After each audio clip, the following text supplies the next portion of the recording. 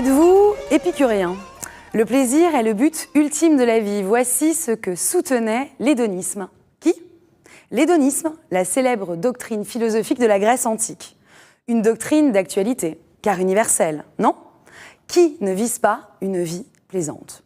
Mais il y a, pourrions-nous dire, en schématisant, deux types d'hédonisme, deux types de rapports au plaisir comme but de l'existence. Le premier pourrait être qualifié d'égoïste, caractérisé par ceux que l'on appelait à l'époque les cyrénaïques.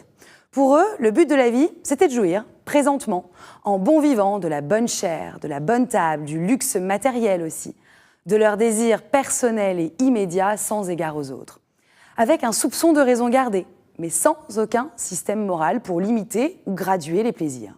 Les hédonistes rationnels, eux, proposent de limiter le plaisir, par le recours à un corpus de recommandations à suivre.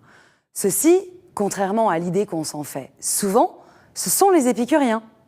Pour Épicure, le vrai plaisir ne peut être atteint que par la raison.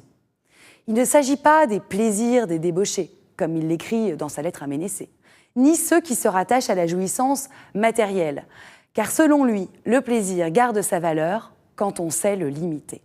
On raconte, par exemple, qu'il dormait sur une planche de bois et qu'il se nourrissait d'olives et de pain. L'épicurisme est donc une sagesse pratique, basée sur une vision très minimaliste du plaisir. Pas pour autant ascétique ou privée de tout. Elle repose sur la satisfaction des plaisirs naturels, ce qui nécessite détachement, maîtrise de soi, modération. Aussi, Épicure est-il parfois taxé de pessimiste, car pour lui, le plaisir de la vie résiderait moins dans la jouissance ou l'abondance que dans l'absence de souffrance. Il résiderait moins dans le désir de jouir que dans celui de ne pas souffrir. Pour le redire enfin, l'épicurien recherche moins le plaisir que l'évitement du déplaisir. Et c'est ainsi qu'il trouve un vrai plaisir, un plaisir durable, le bonheur en somme, la tranquillité, la sérénité de l'âme, l'ataraxie. Aussi, être épicurien au sens vraiment d'Épicure, ce n'est pas rechercher avec outrance le plaisir des sens, mais se réjouir de vivre et de ne pas souffrir. Ainsi est mon éthique de conduite. Être épicurien, c'est rechercher le plaisir des sens avec sens et d'essence.